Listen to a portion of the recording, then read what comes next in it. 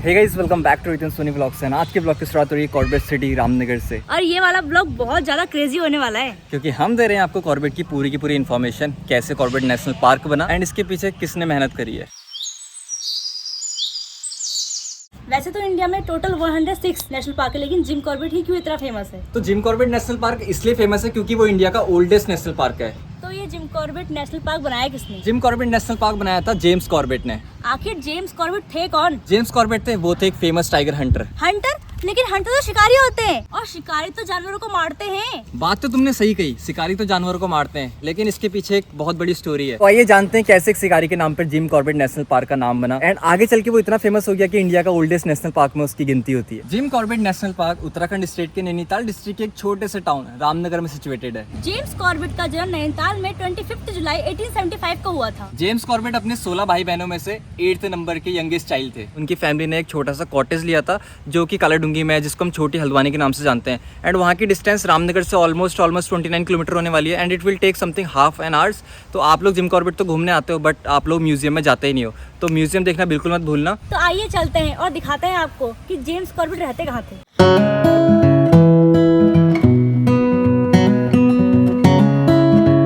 So guys, हम लोग पहुंच चुके हैं नैनीताल चौराहे पे एंड ये रोड नैनीताल को जा रही है। Nainital is almost 32 kilometres from here and ठीक सामने यहाँ पर है गाइस जिम कॉर्बेट म्यूजियम, यानी जेम्स कॉर्बेट का घर, जहाँ पर वो हर विंटर रहा करते थे।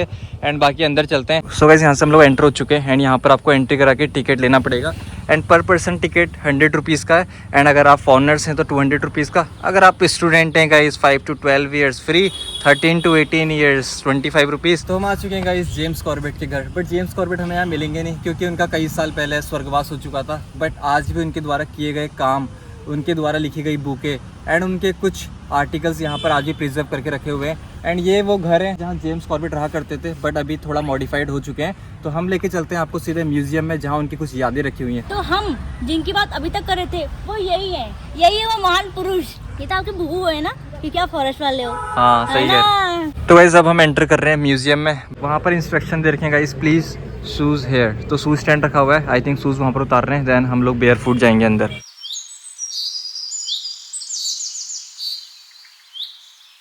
तो गाइज ये हैं जेम्स कॉर्बेट की मम्मी एंड हियर इज पापा। यहाँ पर उनकी बहन है गाइज मैगी। बाकी सबका इंट्रोडक्शन तो इस ब्लॉग में मैं आपको नहीं दे सकता, इसके लिए आपको छोटी हल्द्वानी यानी कालाडूंगी आना पड़ेगा एंड आप एक बार म्यूजियम में विजिट कर लीजिए। यहाँ पर आप सारे इंस्ट्रक्शन पढ़ के ईजिली पता लगा सकते हैं कि जेम्स कॉर्बेट थे कौन एंड उन्होंने अपने कॉर्बेट में पूरी लाइफ टाइम में क्या क्या कंट्रीब्यूशंस दिए थे। एंड जितना मेरे से कवर हो रहा है मैं आपको बताते जा रहा हूँ एंड दिखाते जा रहा हूँ। तो गाइज ये है डोली, यानी पालकी बोल सकते हो, लाइक ट्रांसपोर्ट के रूप में यूज़ होती थी इधर से उधर ले जाने के लिए, जैसे कि मुझे दिख रहा है यहाँ पर गद्दी लगी हुई है। एंड यहाँ पर आप देख सकते हैं ये उनके बर्तन है जो जेम्स कॉर्बेट यूज़ करते थे। कप रखे हुए हैं एंड कुछ डिशेस रखी हुई है यहाँ पर। एंड यहाँ पर इंस्ट्रूमेंट्स रखे हुए हैं काटने के लिए, आरी वगैरह।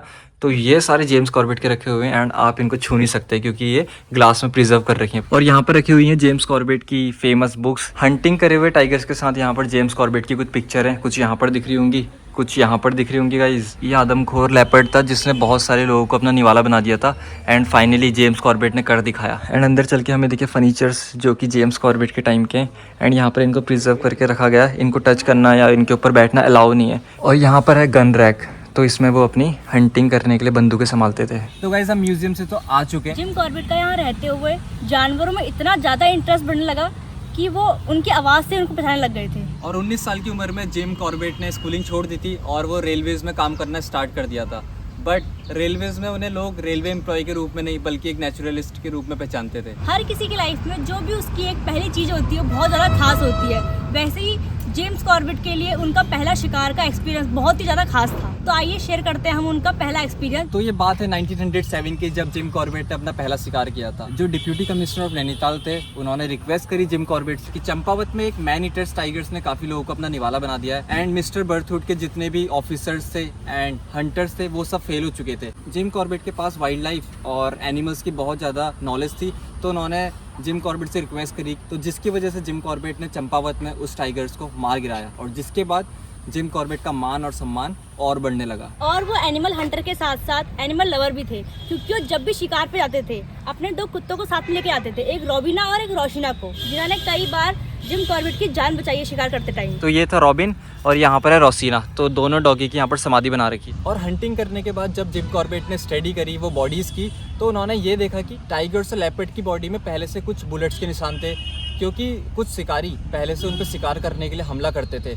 और जिसकी वजह से उनके बिहेवियर में चेंज आता था और एक नॉर्मल टाइगर या फिर लेपर्ड कैसे एक मैन ईटर टाइगर बन जाता था। और इस इंसिडेंट्स के बाद जिम कॉर्बेट को ये तो समझ आ गया था कि इंसानों को टाइगर से बचाने की ज़रूरत नहीं है, बल्कि टाइगर को इंसानों से बचाने की ज़रूरत है। उसके बाद 1930s में जिम कॉर्बेट ने conservation of Indian wild life के लिए आवाज़ उठाई और फाइनली जिम कॉर्बेट की मेहनत रंग लाई और 1936 में निर्माण हुआ हेली नेशनल पार्क का, जहाँ पर बाघों को हंटिंग करना अलाउ नहीं था और जिसकी वजह से वहाँ जितने भी वाइल्ड लाइफ थे उनको एक अच्छा इकोसिस्टम मिला। और फिर जब इसकी स्टडी हुई तो ये देखा गया कि मैन ईटिंग के केसेस भी कम होने लगे। 1954 आज़ादी के बाद हेली नेशनल पार्क का नाम बदलकर रामगंगा नेशनल पार्क रख दिया गया। फिर से 1957 में रामगंगा नेशनल पार्क का नाम बदलकर जिम कॉर्बेट नेशनल पार्क रख दिया गया। और जब नेशनल पार्क का नाम जिम कॉर्बेट नेशनल पार्क रखा गया तो इससे ये शो होता है कि जो इंडिया के लोग थे और उत्तराखंड के लोग थे वो जिम कॉर्बेट के कामों की कितनी ज़्यादा वैल्यू करते थे और उनकी याद में जिम कॉर्बेट नेशनल पार्क का निर्माण हुआ। तो आखिरी के कुछ सालों में जिम कॉर्बेट अपनी बहन मैगी के साथ केनिया शिफ्ट हो गए और वहाँ उन्होंने अपने हंटिंग प्रोफेशन को छोड़ के